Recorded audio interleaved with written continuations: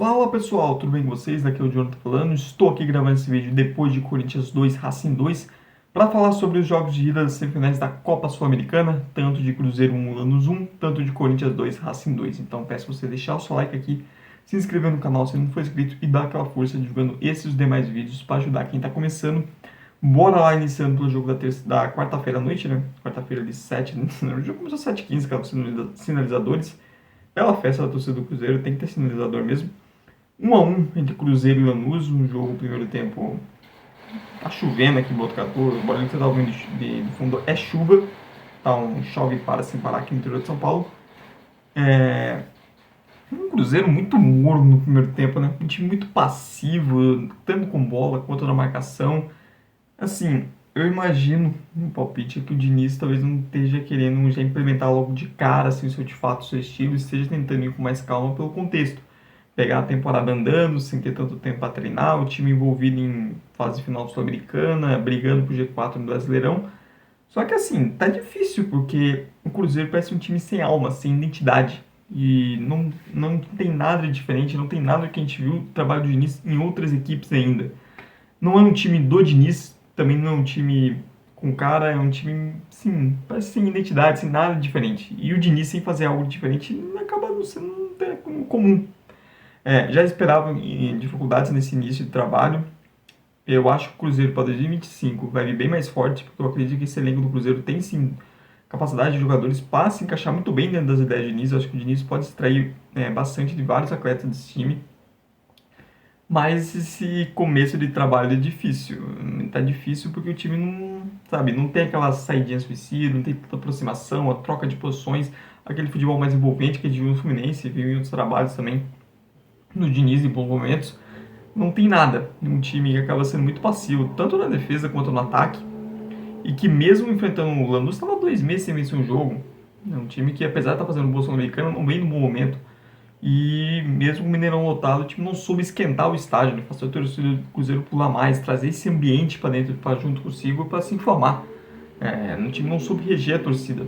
No primeiro tempo, bem morno. Acho que o Lanús mais consciente do que fazer, mais consciente dentro da sua estratégia. O Cruzeiro tem a posse de bola, mas o que fazer? Como atacar? E isso também entra no programa de planejamento, né? A diretoria do Cruzeiro não foi atrás de uma opção de centroavante. Você tinha o Dineno, infelizmente se lesionou, já precisava de um reserva quando ele estava saudável. Depois que ele se lesionou, então imagina. E assim, Caio Jorge, Lautaro Dias, Gabriel Veron, são jogadores que podem contribuir nessa questão de finalização de jogadas, mas nenhum deles tem a finalização como um ponto forte. O Cruzeiro sente falta de ter um cara de área, sente falta de ter um cara que finalize jogadas, que ofereça mais isso. O Cruzeiro conseguia chegar a bola próximo da área, mas quem ia finalizar? O Matheus Pereira tinha que pegar, tinha que passar, tinha que organizar e tem que finalizar a jogada, ele tem que fazer tudo no ataque. Isso é um problema, tá muito sobrecarregado e o Cruzeiro é um time previsível até por isso. Quando volta para o segundo tempo, volta um pouco melhor, faz 1-0 e é um momento que o Cruzeiro jogava melhor. Aí aquela pausa parece que deu uma quebrada no ritmo do time, parece que esfriou a equipe novamente e trouxe o Lanús de volta para o jogo. O Lanús volta daquela pausa, o jogo foi paralisado novamente por causa da fumaça dos sinalizadores e o time volta muito mais consciente. O Lanús volta melhor, o Lanús empata o jogo de maneira muito merecida. O resultado do jogo mais justo realmente é o empate. E o Lanús ainda depois tem uma chance ali, o Cássio salva. Então o Cruzeiro poderia ter saído um resultado ainda pior. E uma equipe, e o Cruzeiro mesmo depois de empate não conseguiu agredir, não conseguiu pressionar o Lanús, mesmo jogando em casa, o Mineirão lotado, um ambiente sensacional. A equipe não conseguiu criar um volume de fato para pressionar. Se fizesse o Lanús, nossa, realmente ter medo. E assim, não é como se o Lanús estivesse voando. Tá? Time 9 jogos sem vencer, 2 meses sem conquistar uma vitória. Continua né, sem vencer, né, apesar do empate. Mas um time muito competente, um time que jogou de maneira organizada, que sabia o que fazer para se defender e também soube o que fazer com bola. Marcelino Moreno, Walter Bom, um time que tem vários nomes mais experientes e jogou muito bem organizado. O Cruzeiro desperdiça uma grande chance de construir uma vantagem jogando em casa, agora vai ter que decidir fora. Não vai ser fácil, seja porque jogar fora de casa, né? Competição sul-americana, semifinais sempre é difícil, vai ter estádio lotado, seja também pelas atuações do time, né? Decepcionante o Cruzeiro, eu esperava mais. Normal, eu já esperava dificuldades nesse início do Diniz. Tá um pouco mais difícil do que eu imaginava. Eu esperava um pouco mais esse time mesmo em pouco tempo ainda assim. E vai precisar jogar mais se quiser passar. Se repetir o nível de atuação que teve nessa ida, olha, vai sofrer. E do outro lado, esse aqui, mais uma vez, me fazendo passar raiva, né? O empate Corinthians FC, né? Tem que mudar o nome do clube para colocar um empate ali também junto, porque, nossa, é impressionante como empata dentro de casa, né? Um dos motivos do Corinthians tão mal no Brasileirão é isso, o time empata demais, meu Deus amado. E principalmente na Neoquímica Arena. O time para gostar de empatar é mais um empate. O Corinthians mais uma vez toma um gol no começo do jogo, que é padrão, impressionante como gosta de tomar um gol no começo do jogo, mais uma vez com a defesa falhando coletivamente, individual.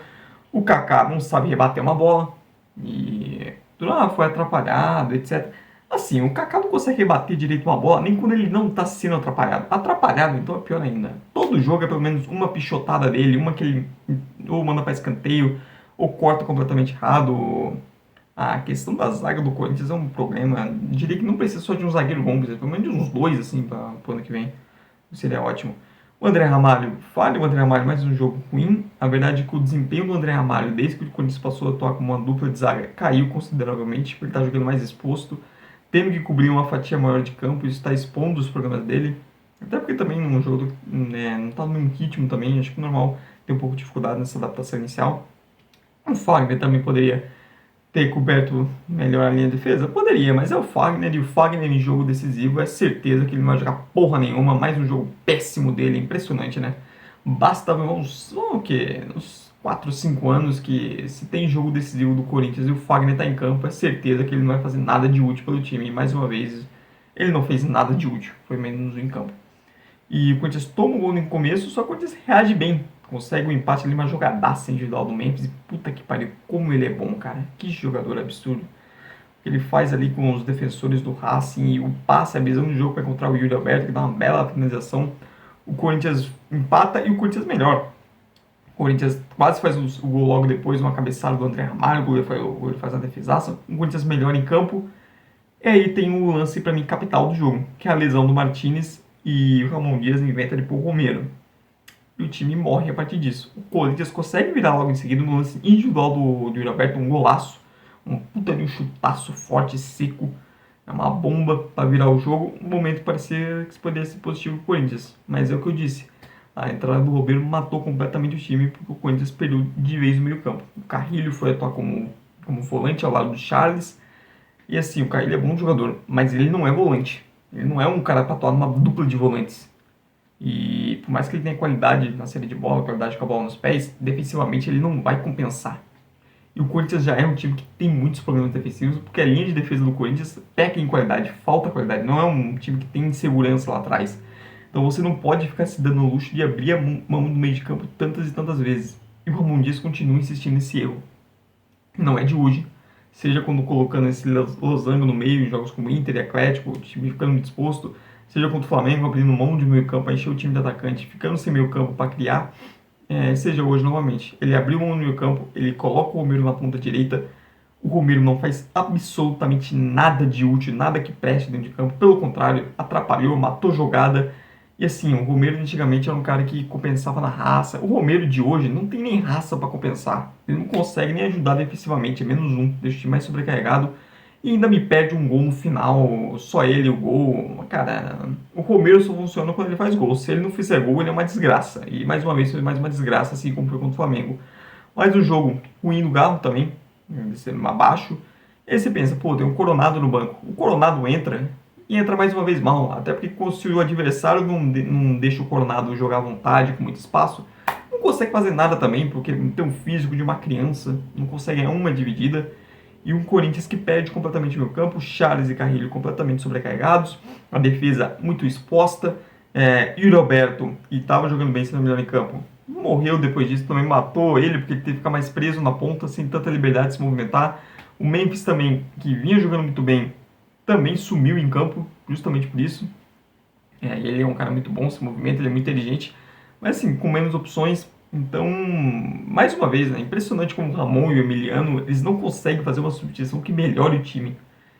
Desde que ele chegou no Corinthians, 90% dos jogos, as mudanças dele não melhoram a equipe. A equipe normalmente piora quando ele começa a mudar no time, principalmente quando ele tenta mudar, quando ele não tenta só mudar as peças, quando ele tenta mudar alguma ideia, algum esquema. Em geral, raramente isso dá certo. E mais uma vez, as mudanças deles, as opções táticas deles, custaram na vitória do Corinthians, fizeram o time piorar bastante. O Racing se sentiu mais à vontade, o Racing sabia muito melhor o que fazer com a bola, o time estava muito mais organizado na maneira de atacar, mas pecando na hora de finalizar jogadas. E só que uma hora acertou. Um puta de um golaço do Matirena.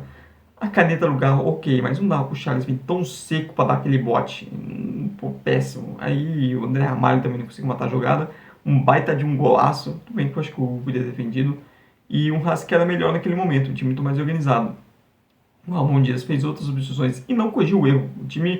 Ele destruiu o meio campo do Corinthians e foi o jogo inteiro sem meio campo. Não quis tirar o Romero, ele tinha colocado, não quis tirar Yuri Alberto ou Depay. E o time foi isso. Só trocou jogadores, trocou nomes, não trocou funções, não tentou arrumar a cagada que fez. E o Corinthians que foi em reta final o Bumba Meu Boi, né? Tentando o gol na cagada, sem inspiração, só tentando lutar, tentando jogar a bola na área do jeito que dava. Acho que o Corinthians teve um pouco de sorte com o Racing, decidiu à vontade com o resultado. Um Racing que depois do segundo gol meio que tentou só apostar em contra-ataque, não tentou se expor tanto. Acho que foi bom o Corinthians. O time estava completamente aberto no meio campo, desprotegido. Acho que se o Racing tivesse ido para cima mesmo, teria grande chance de ter feito o terceiro gol e com uma vantagem ainda maior para o jogo de volta. E um Corinthians que ainda teve chance, teve duas chances claras. Primeiro o Romero perde de maneira bizonha e depois o Alex Santana finaliza em cima do goleiro. Ele oferece essa chegada na área em um momento de pressão bem útil. E ele tem a oportunidade de acabar desperdiçando, mas o Corinthians novamente, uma meu boi, vamos que vamos, tentando um gol cagado no fim, até tem a oportunidade e desperdiça.